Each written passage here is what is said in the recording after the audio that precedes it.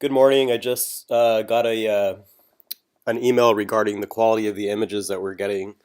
So I'm just going to really quickly show you guys what I do to the photos when they look really bad. Like this is a very bad photo. This is 72 dots per inch, so it's nothing.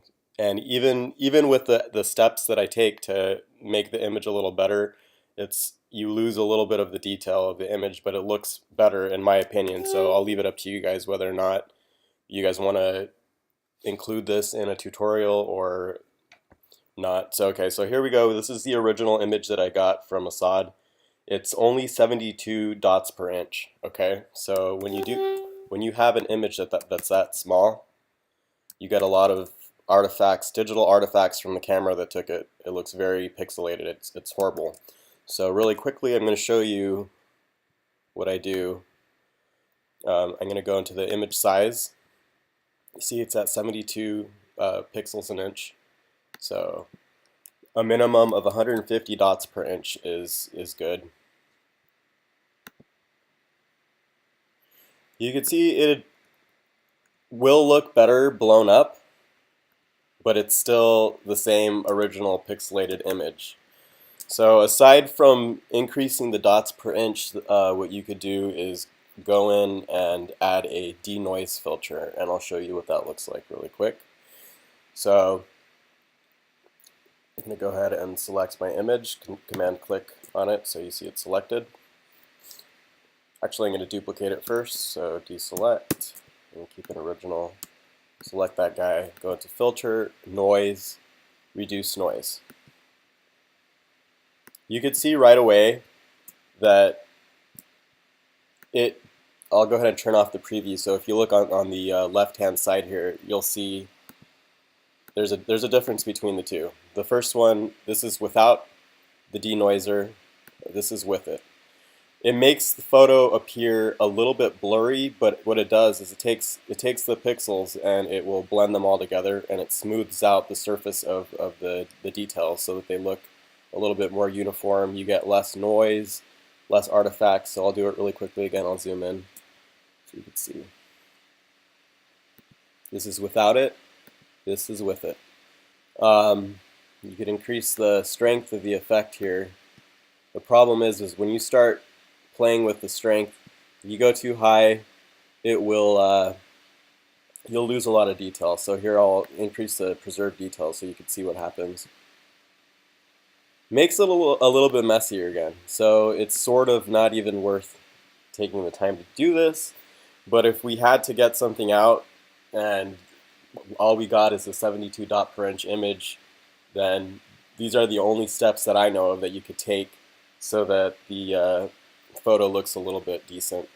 But it's still, like I said, we should encourage people to send high resolution photos with a minimum DPI of 150. And if it's a scanned image, if it's a tiny scan and the scanner is old or it's just a tiny image in general, you're not going to be able to blow it up and get something good. I think we saw that with one of the Kobe Jones photos when he was a kid. So again, this is all that you could do to the photo that I know of. Maybe Sarah or another of the designers knows, but this is how you usually fix a photo. So go ahead and say OK.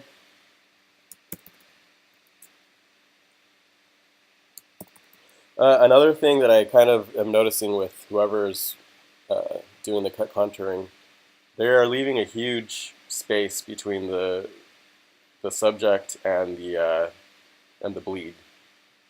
I really encourage the person who's doing the cut contours to look at the video again, because I think that they're just using the same number over and over with each photo. And I was very specific in the video. I said that depending on the resolution of the photo, you're either going to have to increase this number. I'll show you really quick.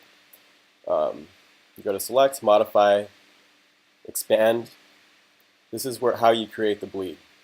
So if it's a low resolution photo and you move away from the close cut by 2 pixels, it'll hug the player a little bit more closely. We don't need a huge.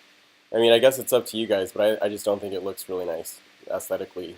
speaking. It's a huge bleed. We don't need that much. Could have done like half of this at least. So there's a portion of the video, I'll look at it again today so that we could send this to Assad and let him know, don't use the same number in this box. This number will be increased or decreased depending on the resolution of the photo. So that's another complaint that I had. It's not a big deal. It's easily fixed. So that's pretty much it. That's all you could do to a photo to make it look a little better.